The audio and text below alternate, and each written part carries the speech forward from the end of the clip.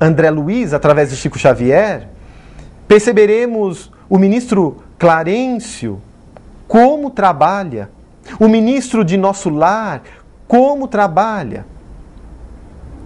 Não tem um descanso, mas trabalha com prazer.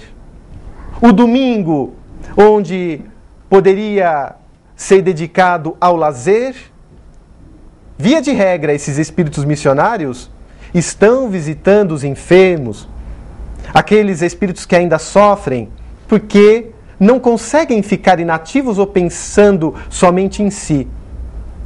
De tal forma desenvolveram a capacidade de auxiliar, a capacidade de trabalhar, a fraternidade, a caridade, que o lazer deles é um trabalho no bem. Mas não esqueçamos, e vamos falar depois, sobre a questão do lazer, que é muito importante. Temos que saber também repousar. Mas ainda no campo da moral, dentro da minha oficina de trabalho, eu nunca vou me apropriar de algo que não é meu. Às vezes observamos folhas sobrando, materiais que poderíamos utilizar na nossa casa, só que deveremos nos recordar que Jesus afirmava: o administrador dará conta da sua administração. Se aquilo não me pertence, eu não posso levar embora. Eu não posso apropriar-me indebitamente daquilo que me não pertence. Então, por mais que eu tenha uma tentação de levar o cartucho de tinta, de levar a folha de sulfite, de levar a bateria, as pilhas, opa, isso não é meu. Ah, mas a empresa é tão rica, eu sou tão pobre. Não deveremos pensar assim, já que a maior caridade é aquela onde se pauta na benevolência, na indulgência, no perdão. O que eu estou fazendo de caridade para comigo mesmo e para com o proprietário da empresa? Para com o meu chefe, porque se algo sumir, alguém teve prejuízo. Alguém terá prejuízo. Ah, mas é ínfimo esse prejuízo. Mas afirmou Jesus: quem não for fiel no pouco, nunca será fiel no muito. Muitas vezes são testes que a espiritualidade nos propõe para observar a nossa visão, a nossa resistência no bem. Então surge-nos aquela tentação: como irei proceder? Na dúvida perguntemos: o que faria Jesus? Como procederia Jesus diante dessa situação? Ah, ele não faria nada errado, então não poderei fazer. Mas alguma pessoa poderá indagar: mas não poderemos nos comparar ao Cristo? Só que Jesus, de acordo com a doutrina espírita, é esse Espírito perfeito que chegou à perfeição a partir também dos esforços empreendidos ao longo das reencarnações. De acordo com a questão 625 de O Livro dos Espíritos, Jesus é nosso modelo e guia. Então ele serve como modelo e guia para todos nós. Mas ainda no campo moral, nós nos desenvolveremos no trabalho auxiliando os outros profissionais que trabalham conosco. Então vou auxiliar a pessoa que está sendo empregada e que ainda não tem o conhecimento que eu tenho. Vou auxiliar aquele que já está há bastante tempo, muito atarefado. Às vezes nós estamos sem labor naquele instante. No que posso te ajudar? Poderei dar 1 milha a mais? Às vezes há pessoas que falam: não, o meu horário é às 5. Não sai 1 minuto sequer além.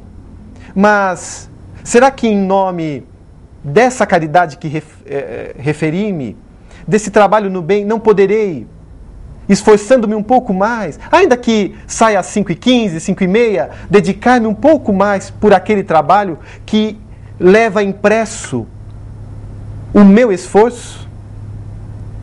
Aquela qualidade retrata a qualidade de quem o elabora. Então posso me dedicar um pouco mais. Algumas pessoas ficam muito nervosas no ambiente do trabalho, alegando que o clima é de grande competição, que as pessoas são falsas, que fulano não gosta dela. Mas vejamos, desde o momento em que saímos de casa, nós já poderemos nos sintonizar com o plano espiritual a fim de termos um ótimo dia de trabalho. Ao sairmos da cama, já mentalizamos ali o plano espiritual, pedimos força, pedimos paciência, pedimos serenidade para aquele dia. E aí, quando a adversidade surge, ela não nos pegará desprevenidos. E vou envolvendo nesta oração, nesta prece, aquelas pessoas que trabalham, que convivem comigo. O companheiro que senta-se na mesa ao lado, o meu chefe. E aí, não tenhamos dúvida, o ambiente modificar-se-á. Será melhor, sem sombras de dúvida. Mas diante ainda do trabalho, deveremos analisar a postura do subordinado e do patrão. Aqueles que são subordinados deverão sim trabalhar com qualidade, atender às solicitações do patrão com qualidade, ter respeito. Olha como a gente vai aprendendo a própria humildade sendo subordinado. Às vezes ficamos chateados com uma coisa ou outra. E afirmou Jesus, se tiverdes alguma coisa contra o teu adversário, vai e resolve entre você e ele. E aí como será importante desenvolver o diálogo? Como será importante conversar com esse chefe, com aquele companheiro ao lado? Então o subordinado tem essa necessidade de cumprir bem o seu papel. Da mesma forma, o patrão, aquele que tem um cargo diretivo, que tem pessoas sob as suas ordens, também deverá se recordar que deve desempenhar essa função com humanidade, reconhecendo que uma pessoa é diferente da outra, que as aptidões são diferentes, que as potencialidades são diferentes, mas todos poderão desenvolvê-las. Paciência. Há muitas maneiras de se dar ordem. Embora algumas pessoas acreditem que somente com dureza, com agressividade se detém a autoridade sobre uma equipe, não é assim que funciona. Quantas vezes, chamando a equipe para uma conversa, para um diálogo, expondo as necessidades ao grupo e compartilhando as ideias, conduzindo a um objetivo comum, não obterão um melhor resultado do que somente impondo a sua visão, que nem sempre é a mais correta, que nem sempre é a melhor alternativa. Então vamos começando a desenvolver essa capacidade de fazer com que as pessoas cresçam, com que as pessoas se melhorem, com que as pessoas evoluam. André Luiz, o espírito já citado, do livro Nosso Lar, informa através da psicografia de Chico Xavier que o trabalho é apenas uma ficha. O cargo que ocupamos é apenas uma ficha de serviço. Quando chegarmos ao plano espiritual, acima do cargo em que ocupamos na Terra, se foi de médico, engenheiro, carpinteiro, mecânico, agricultor, dona de casa, administrador, os espíritos nos questionarão o que fizemos daquela profissão que detínhamos. E será a nossa consciência quem irá dizer: você teve um trabalho positivo?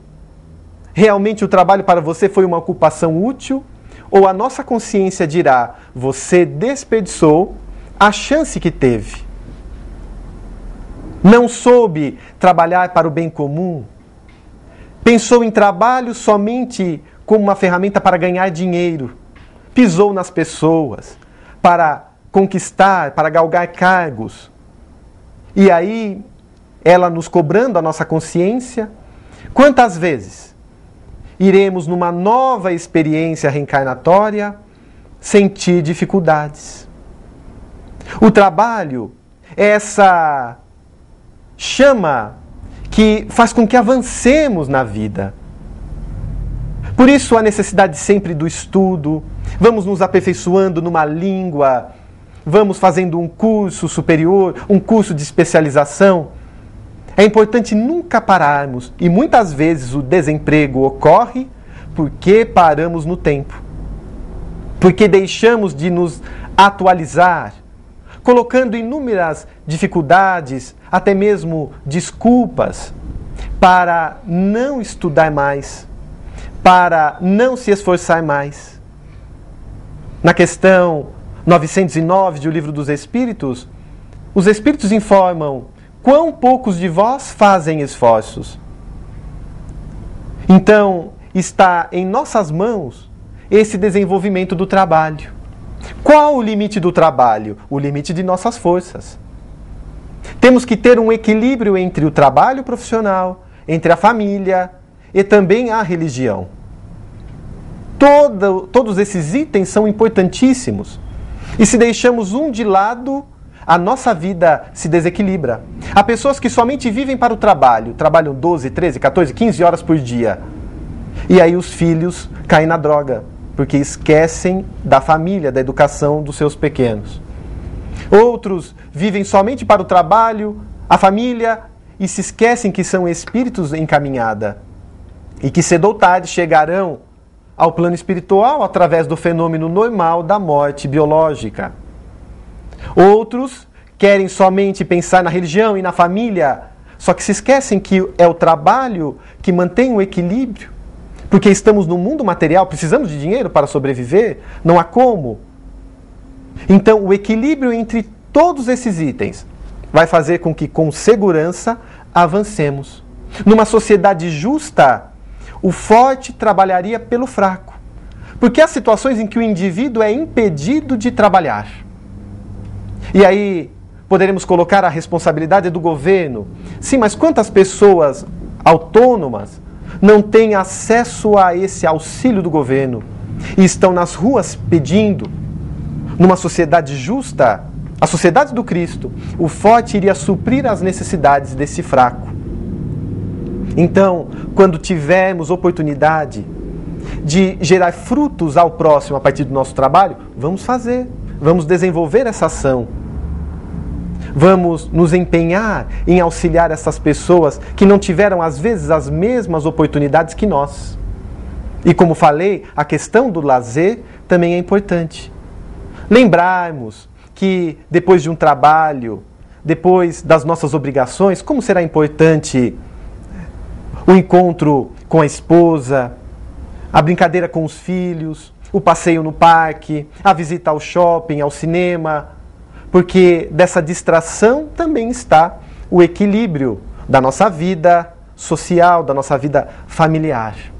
Todos esses itens estão trabalhados de uma forma bastante profunda em O Livro dos Espíritos, na Lei do Trabalho. Como vocês observaram, a doutrina espírita trata de assuntos atuais, trata de assuntos que até então não tínhamos respostas ou não tínhamos ainda bem refletido ou concatenado. Então, convido a todos para estudar o Espiritismo. Estudar a doutrina espírita é libertar-se de crendices e superstições. É deixarmos de acreditar numa suposta fatalidade. Deixa a vida me levar, a vida leva eu. Não. Eu faço a minha existência a partir dos meus atos e das minhas atitudes. Você pode participar do nosso programa. Envie seu e-mail para contatoavidacontinua@terra.com.br, contatoavidacontinua@terra.com.br. Sugira um tema, um assunto a ser aqui abordado no programa. A todos muita paz, até a próxima oportunidade.